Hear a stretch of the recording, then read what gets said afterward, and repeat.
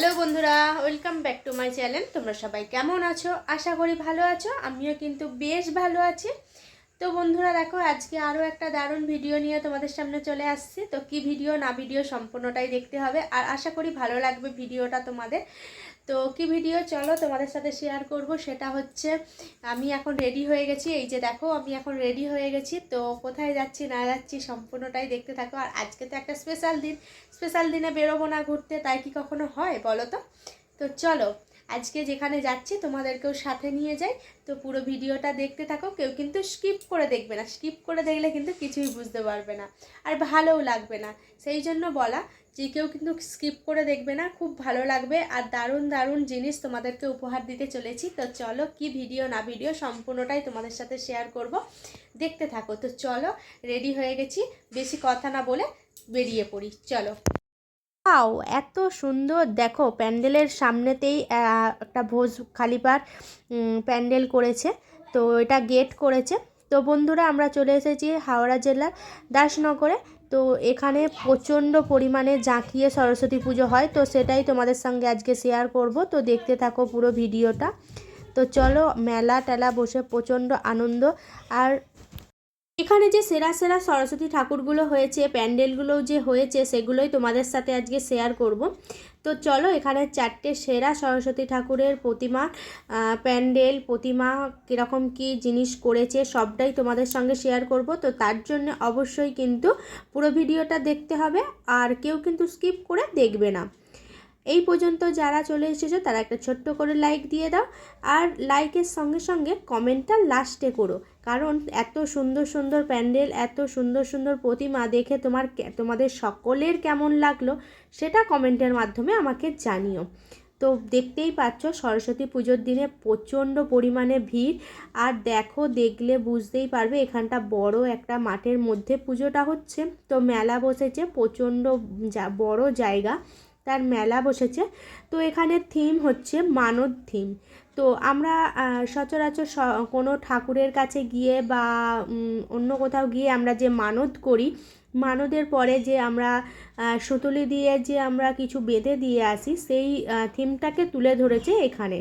তো কেমন লাগছে চলো ভেতরটা ঘুরে দেখাই। তো দেখালে তবেই বুঝতে পারবে। এটা হচ্ছে বাইরের দিকের লুকটা। তো চলো, আমরা ফাইনালি ভেতরে প্রবেশ করে গেছি। তো চলো দেখতে থাকি।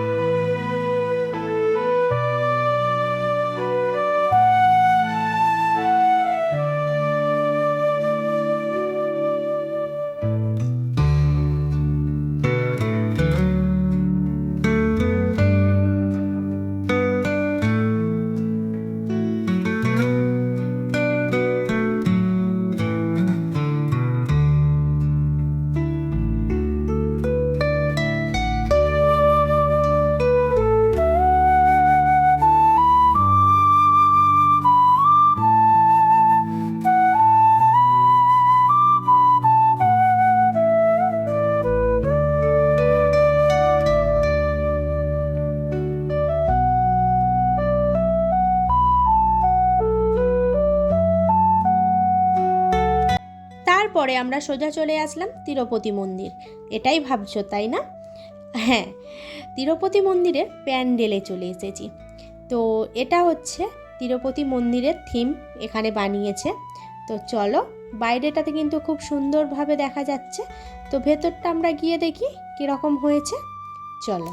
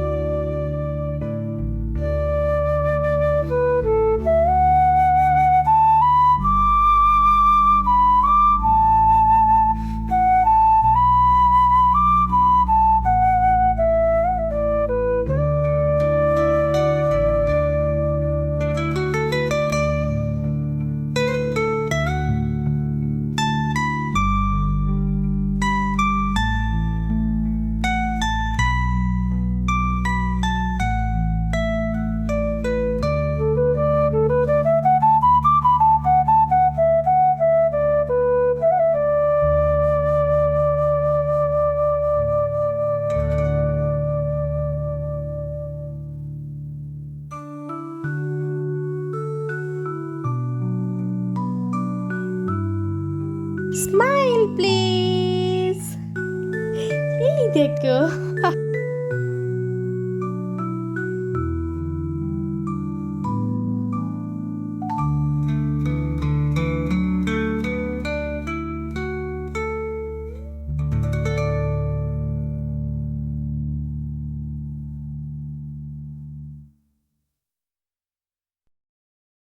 তারপরে আবারও একটা প্যান্ডেলে চলে আসলাম। তো গেটের সামনেই দেখতে পেলাম 2 দারোয়ান দাঁড়িয়ে আছেন। তো দারোয়ানদের সাথে আলাপ পরিচয় করে ভেতরে ঢুকতে যাব, দেখলাম ও মা, এখানে তো হোমযজ্ঞ চলছে। তো সেখানে একটু দাঁড়িয়ে গেলাম। তো এত সুন্দরভাবে এই যে হাত দিয়ে নেড়ে নেড়ে নেড়ে নেড়ে এ মাথা ও মাথা ও মাথা করে করে হোমযজ্ঞ করছে, এটাতে দাঁড়িয়ে দাঁড়িয়ে দেখতে শুরু করে দিলাম।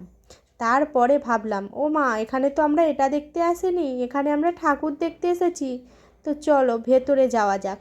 বাইরে শুধু এই হোমযজ্ঞটাকে দেখলেই চলবে না, সেই জন্যে আবারও গুটি গুটি গুটি গুটি পায়েতে সোজা চলে গেলাম প্যান্ডেলের ভেতরে।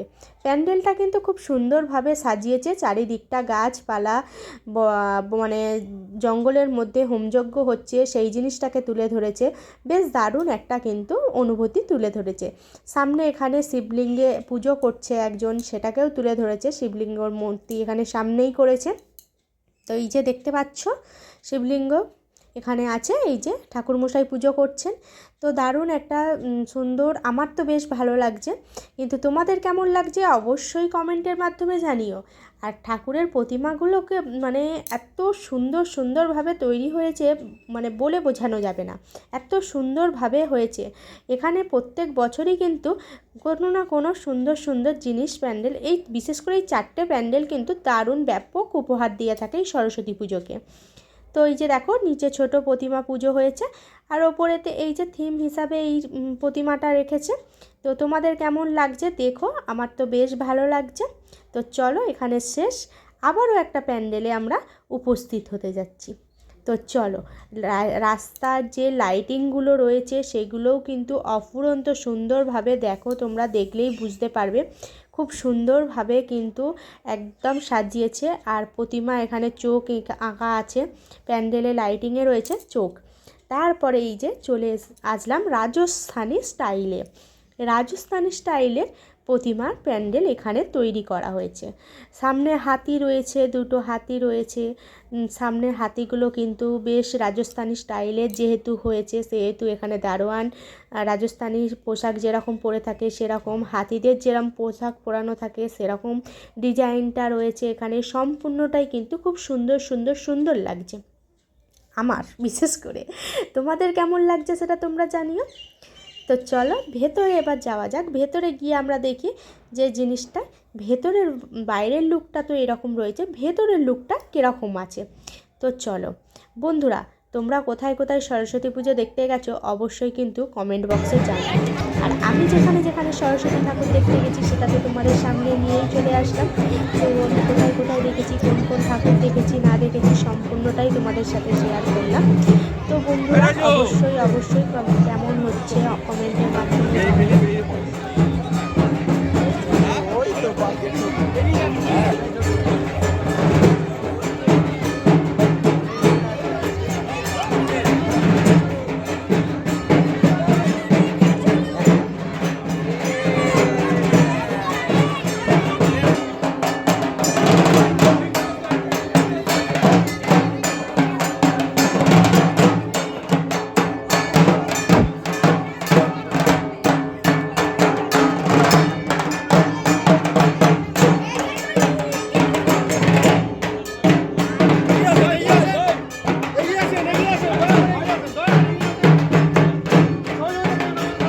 আর হ্যাঁ বন্ধুরা, তোমাদের তো আরেকটা কথা বলতেই ভুলে গেছি।